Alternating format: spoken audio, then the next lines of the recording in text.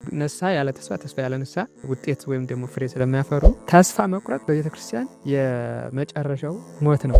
ልክ በክረምት እና በበጋ አየር እንደሚለዋወጥ በዓለም የሚኖር ማንኛውም ቁስ ነገር ይለዋወጣል። ሰው ተስፋ ሲያደርግ ተስፋ ያደረገው ሰው በሞት ይለያል።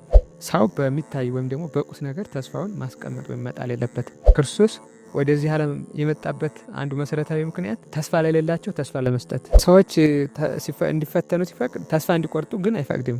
ሰዎችም የእግዚአብሔር ወዳጅ እንደሆኑ የሚታወቁት በመከራ ውስጥ ሲያልፉ ነው። ያን ጊዜ እግዚአብሔር መከራው ሲመጣ ዝም ይላል። ለምን? መከራ ሰዎችን እንደ ትምህርት ቤት ሆኖ ያገለግል ይችላል። እግዚአብሔር በሰው ተስፋ እንደማይቆርጥ መረዳት አለበት። በህይወት መኖርን ማንኛውም ሰው ለምኖ አይደለም የተቀበለ። እግዚአብሔር ሳይለምነው ይህን እንደሰጠ ጠበቀውን ያለመነውን ብዙ ጸጋዎችን ይሰጠው እግዚአብሔር ዝግጁ እንደሆነ ሰዎች በቤተ ክርስቲያን ህብረት ባሉ ሰዎች በካህናት በዲያቆናት ሊሆን ይችላል፣ በመነኮሳት ሊሆን ይችላል፣ በተለያዩ ትላልቅ ሰዎች ሊሆን ይችላል ተስፋ ሊቆርጡ ይችላሉ። ነገር ግን ይሄ አግባብ አይደለም። ሰው እስከ ዕለተ ሞቱ ቢሆንም እንኳን ተስፋ መቁረጥ የለበትም። ነቢያት ሙተውም እንኳ ክርስቶስን በሲኦል ውስጥ እያሉ ተስፋ አድርገው ይጠብቁት ነበረ። በዚህ ዓለም ውስጥ እያለ ግን የመጨረሻ ተስፋ መቁረጥ የለበትም። ምክንያቱም አሁን ያለበት የተበጠሰው መቀጠል የሚችልበት የህይወት መንገድ ስለሆነ ማለት ነው ያለው። የመከራው ህይወት አጭር፣ ስታ ዘመን ግን ረዝም እንደሆነ አሁን ያለንበት እስከ ዕለተ ሞታችን ያለው የመከራ ህይወት እንደሆነ ተስፋችን በክርስቶስ ሊሆን ይገባል። በስመ አብ ወወልድ ወመንፈስ ቅዱስ አሐዱ አምላክ አሜን። ተስፋ ማለት እንግዲህ በማንኛውም ሰው ባልያዘውና ባላየው ነገር እርግጠኛ መሆን፣ ነገር ግን ወደፊት ሊይዘው ሊያደርገውና ሊያዩ የሚችል ነገር ማለት ነው። ስለዚህ የተስፋ ትርጉሙ አሁን በጊዜው ያልያዘው ያላየው ግን ለወደፊት ሊያገኘውና ሊያደርገው ሊያከናውነው የሚችል በሆነ ነገር ላይ እርግጠኛ ሆኖ ተስፋ ማድረግ ማለት ነው። ይህ ተስፋ መቁረጥ የሚባለው አንድ ሰው ለወደፊት ባለው ነገር ላይ እንደሌለው ሆኖ ምንም ሊያገኝ እንደማይችል ሆኖ ራሱን ኢምንት ላይ እንደሆነ ሲያስብ፣ ተስፋ ማለት ማንኛውም ሰው በያዘው ነገር መተማመን አይደለም። ልክ ለምሳሌ ሰዎች በእግዚአብሔር ላይ ተስፋ ሊያደርጉ ይችላሉ፣ በገንዘቦቻቸው ላይ ወይም በውበታቸው ላይ፣ በተለያዩ በዓለማዊ ቁሳቁስ ላይ ተስፋ ሊያደርጉ ይችላሉ። በስጋዊ ነገር ላይ ሰው ቁስ ሲተማመን ተስፋ ሲያደርግ ለወደፊት ሰው ከሆነ ይረዳኛል ብሎ ያስበው አካል ወይም ሰው ስልጣኑን ሲያጣ ሊሆን ይችላል፣ ገንዘቡን ውበቱን ሲያጣ፣ የታመነበትን ነገር ሲያጣ ተስፋ ሊቆርጥ ይችላል። እና ተስፋ መቁረጥ ማለት ትክክለኛ ባልሆነ ነገር ላይ ተስፋውን መስርቶ ያን ሲያጣ ተስፋ መቁረጥ ይባላል። ባጭሩ ግን ተስፋ መቁረጥ የሚባለው ከዚህ በኋላ የህልውናው ላይ ሊሆን ይችላል፣ የትምህርቱ ላይ ሊሆን ይችላል። በተለያዩ ጉዳዮች ተስፋ ሲቆርጥ ተስፋ ቆረጠ ይባላል። ተስፋ ለሰው የምግብም የልብስም የሌሎች ጉዳዮች ብቻ አይደለም፣ ከዚህ የበለጠ ነው። ተስፋ ለሰው ለማንኛውም ሰው ምንም የሌለው ሰው ቢሆን እንኳን መሰረታዊ ጉዳይ ስለሆነ፣ ስለዚህ ተስፋ መሰረታዊ ነው። ተስፋ ሲቆርጥ ደግሞ ያሉትን ነገሮች ሁሉ ክህሎቱን፣ እውቀቱን፣ አስተሳሰቡን ሊሆን ይችላል ያጣልና ተስፋ መቁረጥ ያለውን ነገር ሁሉ እያለው እንደሌለው ማሰብ ወይም ደግሞ መረዳት። ተስፋ የሚቆርጠው ሰው ከተለያየ መንገድ አይቶ አስቦ ሰምቶ ሊሆን ይችላል። ለምሳሌ የሆነ ሰው ትልቅ ቦታ ይደርሳል ብሎ ገምቶት እርሱ ያ የገመተው ሰው ሲወርድበት ወይም ደግሞ አሰበው ነገር ሳይደርስ ሲቀር ተስፋ ሊቆርጥ ይችላል። እንግዲህ በዚህነት ቢሰማው ይችላል። ወይም ደግሞ እሱም በቃ የነበረው መነሳሳት ሊቀንስበት ሊባረድበት ይችላል። በመንፈሳዊ ከሆነ በትምህርቱ በስከከ ማደግ ሊሆን ይችላል። ግን በዋናነት የመንፈሳዊ ሰው ንስሐ መግባት ሲተው ወይም ደግሞ ተስፋ ሲቆርጥ የመንፈሳዊ ተስፋ መቁረጥ ምልክቱ ምንድን ነው ከተባለ በህሊናው ውስጥ ንስሐ ብገባ ንስሐዬን እግዚአብሔር አይቀበለኝም፣ ኃጢአቴን አያስተሰርይልኝም፣ ጸሎቴ ተሰሚነት አይኖረውም ብሎ አንድ ሰው ተደጋጋሚ የሚሰማው ከሆነ ይህ ሰው ወደ ቀቢጸ ተስፋ እያተጓዘ ነው ወይም ደግሞ እያመራ ነው። ይህን ሙሉ ለሙሉ ሀሳቡን ተቀብሎት እግዚአብሔር አይሰማኝም፣ ይቅር አይለኝም፣ እኔን ተለይቶኛል ብሎ የሚያስብ ከሆነ ይሄ ፍጹም በሚባል መልኩ ተስፋ የቆረጠ ሰው ነው ወደ ማለት እንችላለን። ተስፋ የቆረጠ ሰው ምልክቱ ከእግዚአብሔር ጋር ያለውን ግንኙነት ማቆም ይጀምራል። በጸሎቱ በንባቡ ሊሆን ይችላል፣ በመንፈሳዊ ሕይወቱ በምስጢራት ተሳትፎ የመቀዛቀዝ ያን ጊዜ ደግሞ በቃ ምንም ስሜት አንሰጠኝም ብሎ ልተው ከዚህ በኋላ በቃ የማለት ስሜት ሊመጣበት ይችላልና ይሄ ከሌሎቹ ልዩነቱ ወደ ተስፋ መቁረጥ እየሄደ የሚታወቅበት አንድ መንገድ ነው። ቤተክርስቲያን የሰው መሰረታዊ ህይወቱ ወይም ደግሞ መነሻው መድረሻው ምንድነው ከተባለ ተስፋ ነው። ሰው የሚኖረው በተስፋ ነው። በኋላም የሚደርሰው ወደ ተስፋ ነው። አንድ ሰው ፍጹም ክርስቲያን ሊባል የሚችለው ተስፋ ሲኖረው ነው። ያም ተስፋው በክርስቶስ ላይ የተመሰረተ ነው። ወንሴፎ ትንሣኤ ሙታን ብሎ ሰለስቱ ምዕት እንደተናገሩ አሁን ያለንበት ዓለም ሲያልፍ ወይም ደግሞ በዳግም ምጽአት ሰው ተነስቶ የእግዚአብሔርን መንግስት ለመውረስ አሁን ባለው ህይወት ላይ ተስፋ ያደርጋል። አሁን እያለ ትንሣኤ ሙታን እንዳለ እግዚአብሔር መንግስት እንዳለ መከራው አልፎ የተሻለ ህይወት ሁለተኛ ክፍል እንዳለ ተስፋ ማድረግ ነው። ስለዚህ የአንድ ክርስቲያን ተስፋው ሰማያዊና ረቂቅ የማይታይ መንፈሳዊ ይሁን እንጂ መሰረቱም በክርስቶስ ላይ ነው። በሚታየው ላይ ተስፋ ማድረግን እሱ ተስፋ አይባልም። ለምሳሌ አንድ ሰው የኢኮኖሚ እድገት ሊኖረው ይችላል። በዛ ላይ ወይም ደግሞ ገንዘብ አካብቶ ሊሆን ይችላል። ገንዘብ ውበት ሊሆን ይችላል። በውበቱ ላይ ያንን ተስፋ ቢያደርግ እሱ ተስፋ አይደለም የሚባለው። አንደኛ ኃላፊ ነገር ነው። ምክንያቱም አሁን ሀብት ከሆነ ሊያጣው ይችላል። ውበትም ከሆነ በተለያየ ምክንያት በህመም ወይም ደግሞ በእርጅና በተለያየ በዘመን ምክንያት ሊጎሳቆልና ሊያጣው ይችላል ውበቱን፣ ስልጣኑንም በተመሳሳይ።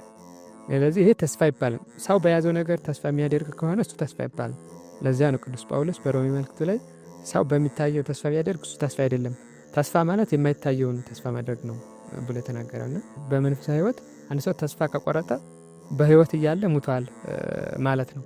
ለዚያ ነው ቅዱስ ጳውሎስ 14 መልእክታት ጽፏል። ከነዚያ መካከል አንዱ የተሰሎንቄ መልእክት የተጻፈው ተስፋ ለቆረጡ፣ በተለይ ሰው ሲሞትባቸው አዝነው የነበሩ ሰዎች ነበሩ። ከዛ ባለፈ ደግሞ ትንሣኤ ሙታን ደርሷል ወይም ደግሞ ዳግም ምጽአት ደርሷል ብለው ስራ መስራት አቁመው ዝም ብለው ተኝተው የሚውሉ ሰዎች አጋጥሞት ነበርና በዚህ ምክንያት መልእክቱን ለመላክ ወይም ደግሞ ለመጻፍ አቅቶታል። ስለዚህ በክርስትና ህይወት አንድ ሰው ተስፋ ከቆረጠ የመጨረሻ ሞቱ ነው። ሰው በስጋ ቢሞት ምንም ነገር አይደርስበትም። ከስጋዊ ዓለም ነው ሊለይ የሚችለው። ተስፋ ከቆረጠ ግን ነፍሱ ከእግዚአብሔር ትለያለች ወይም ደግሞ መንፈሳዊ ህይወቱን ሊያጣ ይችላል። ምክንያቱም ተስፋ የቆረጠ ሰው ንስሐ እንዲያገባ እንኳን ንስሐ ያለ ተስፋ አይሆንም። ተስፋ ደግሞ ኑሮ ንስሐ ካሌለ ሁለቱ ብቻቸውን ንስሐ ያለ ተስፋ፣ ተስፋ ያለ ንስሐ ውጤት ወይም ደግሞ ፍሬ ስለማያፈሩ እንደዚህ አይነቱ ሰው በቤተ ክርስቲያን አስተምሮ ተስፋ ሳይኖረው ንስሐ ለመግባት የሚያስብ ከሆነ እንደዚህ እንደ ይሁዳ ነው። ለምሳሌ ይሁዳን ተስፋውን ቆርጧል ወይም ደግሞ ቀሪጸ ተስፋ ላይ ደርሷል። ስለዚህ ንስሐው ተስፋ የቆረጠበት መንገድ ከሆነ ንስሐ ቢገባ ቢጸጸትም እንኳን ውጤታማ አይሆንም። ተስፋ ኑሮት ደግሞ ንስሐ ካልገባ ያለ ንስሐ ፍሬ ስለማያፈራ ተስፋ ብቻውን እሱም ውጤታማ አይሆንም። ስለዚህ ተስፋ መቁረጥ በቤተ ክርስቲያን የመጨረሻው ሞት ነው። ምክንያቱም የነፍስ ተስፋዋ በእግዚአብሔር ላይ ነው። ተስፋ የሌለው ሰው ለቅጽበትም ቢሆን መኖር ይከብዳል። ምክንያቱም አንድ ሰው ለወደፊት የሆነ ነገር አለኝ ብሎ የሚያስብ ካልሆነ ለደቂቃም እንኳን ልክ ሰው ያለ መተንፈስ እንደማይኖር ሳይተነፍስ እንደማይውል እንደማያድር ሁሉ በየደቂቃው መተንፈስ እንደማያቆም ተስፋም በተመሳሳይ ነው። ስለዚህ ተስፋ ቅዱስ አትናቴዎስ ሐዋርያዊ እንደገለጠው የሰዎች መሰረታዊም ነው፣ የህይወት ጉዳይም ስለሆነ መሰረታዊ ነው በቤተ ክርስቲያን አስተምሮ። ለዛም ነው ክርስቶስን የቤተ ክርስቲያን ተስፋዋ ነው ብላ ታስተምራለች ቤተ ክርስቲያን። ከዛ ባለፈ ደግሞ በመጽሐፍትም እያንዳንዱ ስናይ እግዚአብሔር ለዓለም ሁሉ ተስፋ እንደሆነ የካቲት 16 ላይ ከጸለየችው ጸሎት አንዱ ተስፋዬ መታመኔ አንተ ነህ ብላ ለክርስቶስ ጸልያለች እና እመቤታችን ምድራዊ ተስፋ አልነበራትም ነበር። ነገር ግን ተስፋዋ በክርስቶስ በልጇ ላይ ነበረ። ስለዚህ ትላልቅ ማዕረግ ያላቸው ቅዱሳን ቢሆኑ እንኳን ተስፋቸው በእግዚአብሔር ላይ ነው። ያለ ተስፋ አይኖሩም። ተስፋ በእግዚአብሔር ነው። ዳዊትም ከእናቴ ማኅፀን ጀምሮ በአንተ ታመንኩ ብሏል። ስለዚህ ለክርስትናው የተስፋ ህይወት መሰረቱን ጉልላቱ ነው። በክርስትና ህይወት እያለ አንድ ሰው ወይም ደግሞ በዓለም ውስጥ ሲኖር በነበልባል ውስጥ ወይም ደግሞ በመከራ ውስጥ ቢያልፍ እንኳን ተስፋ ያለው ከሆነ መከራውን እንዲረሳው ያደርጋል። ለዛ ነው አሁን በምዕራፍ 5 ግብረ ሐዋርያት ላይ ወንዘ ይትፌስሑ አውጽኡ እምአውድ ሲገርፏቸው ከገርፏቸው በኋላ ደስ እያላቸው ወጡ ይላል። ያ ማለት ሰው ከተገረፈ በኋላ ደስ ሊሰኝ አይችልም ነበር። ነገር ግን ሐዋርያት ከዚህ በኋላ የሚያገኙትን ጸጋ እያሰቡ ክርስቶስ ስለነሱ የነገራቸውን ተስፋ እያሰቡ ስለወጡ ያሰቡት በኋላ በመንግስተ ሰማያት የሚያገኙት ጸጋና ክብር የተቀበሉት መከራ እንደ ኢምንት እንዲቆጥሩ እንደምንም እንዲቆጥሩ ታደርጓቸዋል። ቅዱስ ጳውሎስም በተመሳሳይ ከክርስቶስ ፍቅር የሚለየኝ የለም ሞትም ቢሆን ረሃብም ቢሆን ጥምም ቢሆን ብሎ የተናገረበት ምክንያት ተስፋ ሰው ያለበትን መከራ እንዲረሳ ስለሚያደርግ ነው። በወጀብ መካከል እንኳን ቢሆን ሰው መከራ ቢደርስበትም ተስፋ ያለው ከሆነ በጣም ቀላል ይሆንለታልና ስለዚህ ተስፋ መከራውን የሚያቀል ከባዱን እንደ ኢምንት አድርጎ እንዲያልፈው የሚያደርግ ስለሆነ መሰረታዊ ነው የቤተ ክርስቲያን ተስፋ። ጸሎትም ያቆማል፣ ንስሐ መግባትም ያቆማል፣ ከቤተ ክርስቲያን ህብረት ይለያል። አጠቃላይ ሊያደርግ የሚገባውን ከክርስቶስ ያለውን ግንኙነት ይተዋል። ተስፋ የቆረጠ ክርስቲያን ማለት ከተተከለበት የተነቀለ ዛፍ ከዚህ በኋላ ይደርቃል እንጂ ሊለመልም አይችልም። ስለዚህ ክርስቲያን ተስፋ ቆረጠ ማለት ትልቁ አደጋ ምንድን ነው? ከመንፈሳዊ ህብረቱ ተለየ ወይም ደግሞ ሊያደርግ የሚገባውን አቆመ፣ ተወ ማለት ነው። ለምሳሌ ከአካላችን አንዱ ቢቆረጥ ከዚህ በኋላ መልሶ ከዚህኛው ከዋናው ጋር አብሮ የመኖር እድሉ ያቆመ። ተስፋ የቆረጠም ሰው በተመሳሳይ ነው። ሰው በተስፋውን በቁስ ወይም ደግሞ በሚታይ ነገር ማድረግ ይህ ትክክል አይደለም። ምክንያቱም የሚታይ ነገር ቋሚ ነገር አይደለም። ቁስ ይሄዳል ይመጣል። ሰው እድሜ ልኩን ያካበተው ቁስ ወይም ደግሞ ገንዘብ ሊሆን ይችላል፣ ቤት የሰራው ቤት፣ የገዛው መኪና ሊሆን ይችላል። ያመጣው እያንዳንዱ ቁስ የሚባለው ነገር በዝናም በተለያየ የሚያገኘው ስልጣንም ሊሆን ይችላል፣ ውበትም ሊሆን ይችላል። እነዚህ በጊዜ ሂደት ሊቀያየሩ ይችላሉ። ልክ በክረምት እና በበጋ አየር እንደሚለዋወጥ በዓለም የሚኖር ማንኛውም ቁስ ነገር ይለዋወጣል። የመጀመሪያው ሰው ተስፋ ሲያደርግ ተስፋ ያደረገው ሰው በሞት ይለያል። የሰጠው ተስፋም ክብርም ሊሆን ይችላል ገንዘብ፣ እሱ ሲሞት ሊሰጠው የነበረውን ያጠዋል፣ ሳይሰጠው ይቀራል። እና በቁስ ላይ ተስፋ ያደረገ ሰው ቁሱን ሲያጠው መጨረሻ እንደገና አስቦት የነበረውን ደስታውን ያጠዋል። ስለዚህ ሰው በሚታይ ወይም ደግሞ በቁስ ነገር ተስፋውን ማስቀመጥ ወይም መጣል የለበትም። ሰው ግን አንድ ጊዜ ተስፋውን እንዲናጣ ካደረገን ወይም ደግሞ ተስፋ ያደረግነው ነገር ካጣን በኋላ መመለስ አንችልም። በሞት እንገደባለን። ሰዎች ሊነጥቁን ይችላሉ። ባጭሩ በቁስ ነገር የሆነ ተስፋ ቋሚ አይደለም፣ ሊቀያየር ይችላል፣ ሊለዋወጥ ይችላል። ሰው ተስፋውን ማድረግ ያለበት በእግዚአብሔር ላይ ነው። እግዚአብሔር በሚሰጠውና እግዚአብሔር በሚያደርግለት ነገር ወይም በእግዚአብሔር ላይ ነው። እግዚአብሔር እሰጣለሁ ያለውን ያደርጋል፣ አይጸጸትም። ሊሰጥ ያሰበውን በጊዜው ያደርጋል። ሰው ግን ያው አስቦ ከሆነ እንደገና ሊጸጸት ይችላል፣ ወይም ደግሞ ውሉ ሊያፈርስ ይችላል፣ ሊቆጭ ስለሚችል ማለት ነው። ከዛ በሞትም ስለሚገደብ ሳይሰጠው ሊቀር ይችላል። ስለዚህ ሰው ተስፋውን በእግዚአብሔር ማድረግ አለበት። ክርስቶስ ወደዚህ ዓለም የመጣበት አንዱ መሰረታዊ ምክንያት ተስፋ ለሌላቸው ተስፋ ለመስጠት፣ ለጨለመባቸው ብርሃን ለማውጣትና እውቀት ለሌላቸው እውቀት ለመስጠት ነው። ክርስቶስ የዓለም ተስፋ እንደሆነ ሰውም ተስፋውን በክርስቶስ መሆን ማድረግ አለበት። ለዚያም ነው ዳዊት በመዝሙር 15 ላይ በተስፋ እንደኖረ ገልጧል። ዋዲ በተስፋ ሀደረ ስጋዬ፣ ስጋዬም ገና በተስፋው ይኖራል ማለት ነፍሴ ከስጋዬ ተዋህዳ የእግዚአብሔር መንግስት ትወርሳለች ብሎ ስጋዬም ገና በተስፋ ይኖራል ነው። ስለዚህ ቅዱሳን የምንላቸው ትላልቅ ነቢያትም ጭምር እንኳ ተስፋቸውን በማን ነው የሚያደርጉት ከተባለ እግዚአብሔር ነው። ስለዚህ እነሱ ሌላውም ሰው ማንኛውም ሰው ተስፋ ሊያደርግ የሚገባው እነሱ ተስፋ ባደረጉበት በሐዋርያት መንገድ እንጂ በሚታይ ነገር መሆን የለበትም። ሰዎች እንዲፈተኑ ሲፈቅድ ተስፋ እንዲቆርጡ ግን አይፈቅድም።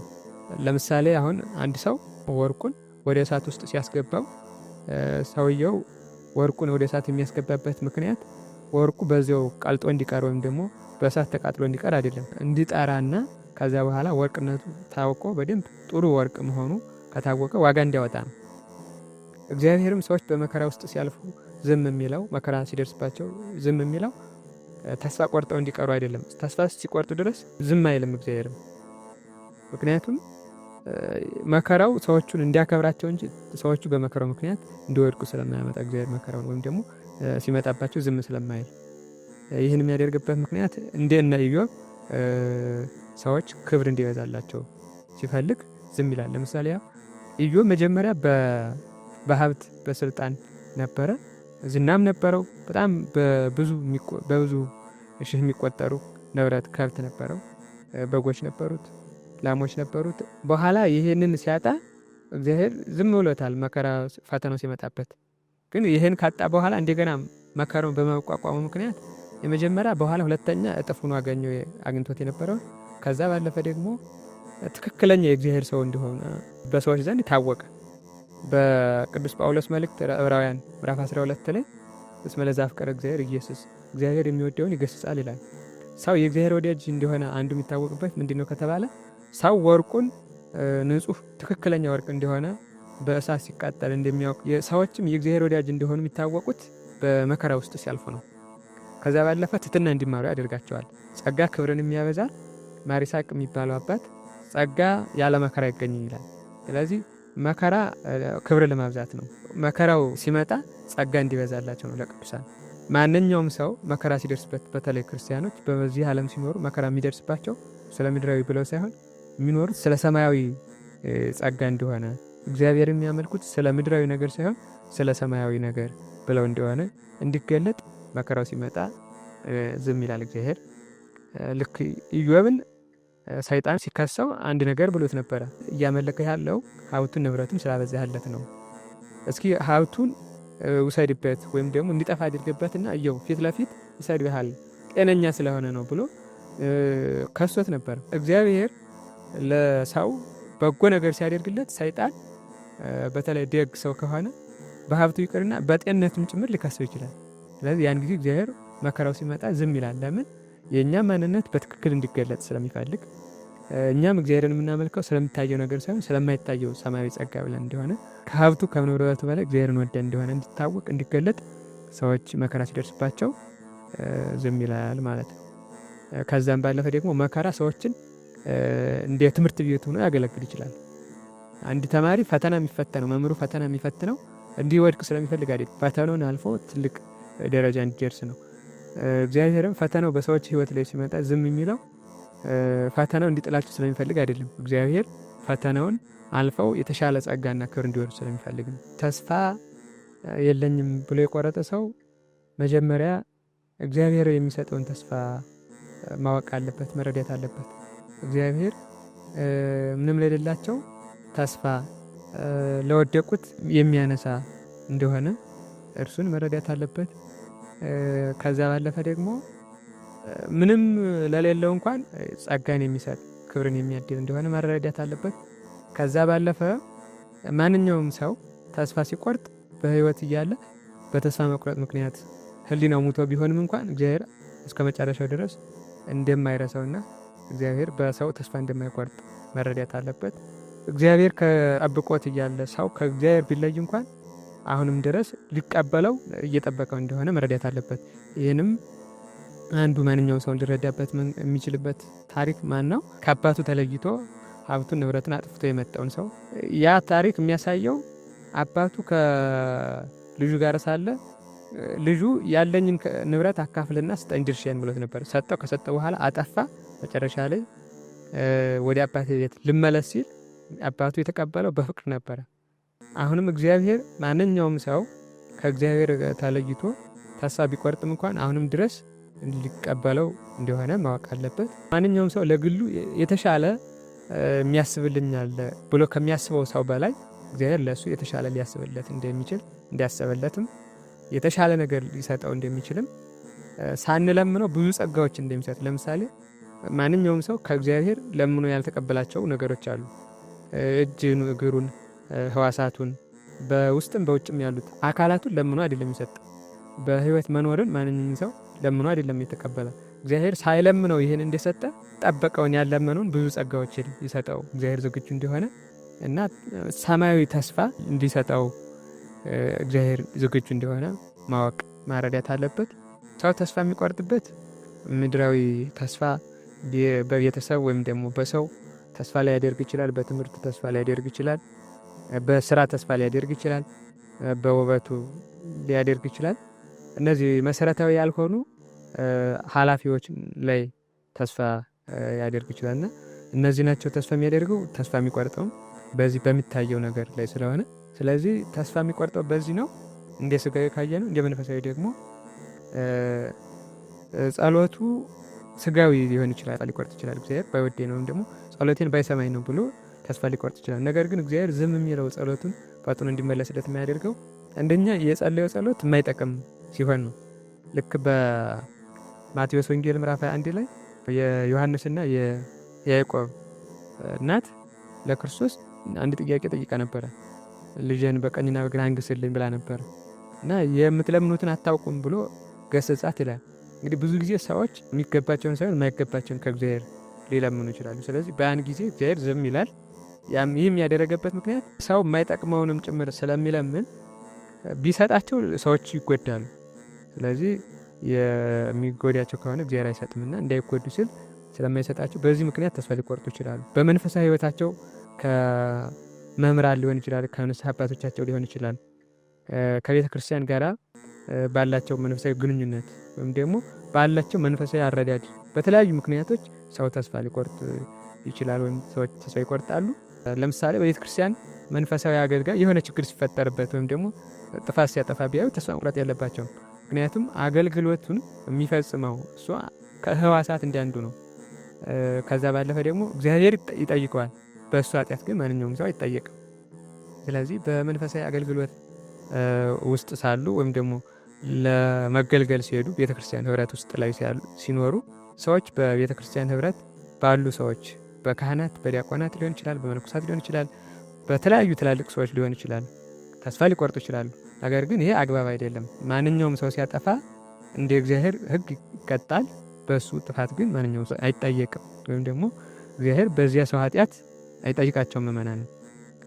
ስለዚህ ሰው ብዙ ተስፋ የሚቆርጥባቸው መንገዶች ይኖራሉ። ከመንፈሳዊ ህይወት ከአስተሳሰቡ ጋር ተያይዞ በሚማረው ባለው እውቀት የተነሳ መንፈሳዊ ህይወትን አሳድጋለሁ ብሎ የሚሄድበት መንገድ ትክክለኛ ባለመሆኑ ራሱን ወደ መንፈሳዊ ህይወት ለማሳደግ የሚተጋበት መንገድ የተሳሳተ በመሆኑ የፈለገውን የጠበቀውን ውጤት ባለማምጣቱ ተስፋ ሊቆርጥ ይችላል።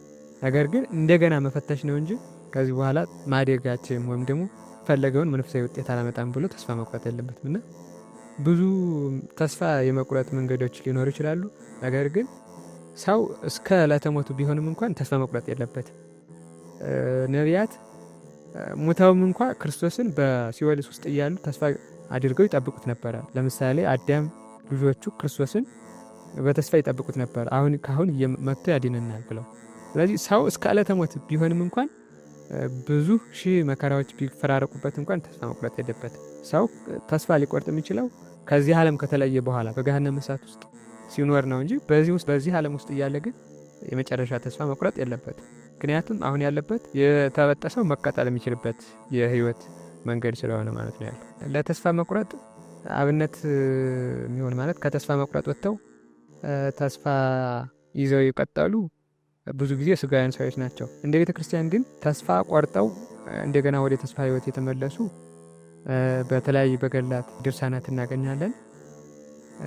በመጽሐፍ ቅዱስም ካየን ተስፋ የሚያስቆርጥ መከራ ደርሶባቸው ነገር ግን ተስፋ ሳይቆርጡ የተቋቋሙ መከራውን ተቋቁመው የዘለቁ ብዙ ቅዱሳን አባቶች አሉ። ለምሳሌ በኦሪት ዘፍጥረት ታሪክ ውስጥ ዮሴፍ ከአባቱ ሲለይ ወንድሞቹ ሲሰጡት እግዚአብሔር ዝም አለ።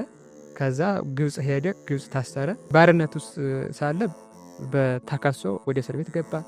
ብዙ እንግልት ደርሶበት ሳለ ተስፋ አልቆረጠም። ስለዚህ ምንም ብዙ የተለያዩ መከራዎች ቢፈራረቁበት ያን ተስፋ ሳይቆርጥ እግዚአብሔርንም ሳያማረር እንኳንስ ያሳየኝን ራእይ ሊተረጉምልኝ ወይም ደግሞ በተግባር ሊያሳይ ቀርቶ ቢያንስ እንኳን በአግባቡ እንዲኖር አልፈቀደልኝም ብሎ እግዚአብሔርን ሳያማር ተስፋውን ሳይቆርጥ በመኖሩ በኋላ ትልቅ ማዕረግ ላይ ደርሷል ዮሴፍ። ኢዮብም በተመሳሳይ ያ ሁሉ መከራ በላዩም በታዩም ሲዘንበት ሲፈራረቅበት ተስፋ ሳይቆርጥ እግዚአብሔር ሰጠ እግዚአብሔር ነሳ በማለቱ ምክንያት ሰዎች ኢዮብን እንዲመስሉ በትዕግስቱ ኢዮብን ምሳሌ ተብለው እንዲነገሩ አብነት ሆኗልና መንፈሳዊ ሰዎች የሚባሉት ወድቆ መነሳትም አንድ ነገር ነው። ነገር ግን እንደ ቤተ ክርስቲያን አብዛኛው መሰረታዊ የተስፋ አብነት ሆነው የሚጠቀሱት መከራ እየተፈራረቀባት በመከራው ተስፋ ሳይቆርጡ መከራውን ያለፉት ናቸው እና እነ አብርሃም እነ ሳራሁን እድሜ ልኳን የነበራትን ጸጋ እግዚአብሔርን የምታመሰግንበት ነበረች እንጂ ልጅ በማጣቷ አላዘነችም ነበር መካን በመሆኗ። ሰዎች ልጅ በማጣታቸው ሊያዝኑ ይችላሉ። ነገር ግን ሳራን አብነት እንዲያደርጉ በምክንያታቸው ምክንያት እግዚአብሔር እንዲያማረሩ የልጅ ፍቅር ልጅ የወለዱ ሰዎች በደንብ ያውቁታልና ብዙ ሰዎችን የሚያጓጓ ስለሆነ ስለዚህ በዚህ ምክንያት ተስፋ አልቆረጠችም። አብርሃም ቢሆን ዘር ይባረካል ተብሎ የተነገረለትን ልጁን ሰዋል ተብሎ ሲጠየቅ ተስፋ አልቆረጠም ነበርና ተስፋ ቆርጠው መልሰው ወደ መንፈሳዊ ሕይወት ያደጉ የተነሱ ሰዎች ብዙ ሰዎች ይኖራሉ። እንደ አብነት ግን ምን ወስዳቸው በመከራው ውስጥ እያሉ መከራውን እንደምንም ሳይቆርጡት ተስፋቸውን ያዘለቁ ሰዎች ናቸውና ተስፋ የለኝም ከዚህ በኋላ አብቅቶልኛል ብሎ ከሚያስብ ከነበረ እንደ አዲስ መጀመር አለበት። ከዚህ በኋላ የተሻለ ህይወት ሊኖር እንደሚችል የተሻለ አዲስ ምዕራፍ መጀመር ሊችል እንደሚችል አውቆ ተስፋውንም በሚታይ ሳይሆን በማይታይ ላይ አድርጎ አዲስ ህይወት መጀመር አለበት። በተለይ በተስፋ ህይወት ለሚኖር ሰው ወይም ደግሞ በመከራ ውስጥ ለሚኖር ሰው እግዚአብሔር በመከራ እረፍትን ሊያመጣ እንደሚችል፣ በጨለማ ውስጥ ሲሆን ብርሃን ሊያወጣ እንደሚችል፣ በሀዘን ውስጥ ሲሆን በኋላ ደስታን ሊያመጣ እንደሚችል ማወቅ አለበት። አሁን ያለንበት ዓለም ሁለቱም የሚፈራረቁበት ደስታም ሀዘንም ሊፈራረቁበት የሚችልበት ዓለም እንደሆነ መረዳት አለበት። ከዛ ባለፈ የመከራው ህይወት አጭር፣ የደስታው ህይወት ግን ወይም ደግሞ የደስታ ዘመን ግን ረዝም እንደሆነ አሁን ያለንበት እስከ ዕለተ ሞታችን ያለው የመከራ ህይወት እንደሆነ ከዛ በኋላ ግን ከዕለተ ሞታችን በኋላ ያለው የመንግስት ሰማያት ያ ክፍል 2 የምንኖርበት ዓለም ግን የደስታ ህይወት እንደሆነ መረዳት አለበት። ስለዚህ የመጨረሻ መልእክቴ ተስፋችን በክርስቶስ ሊሆን ይገባል።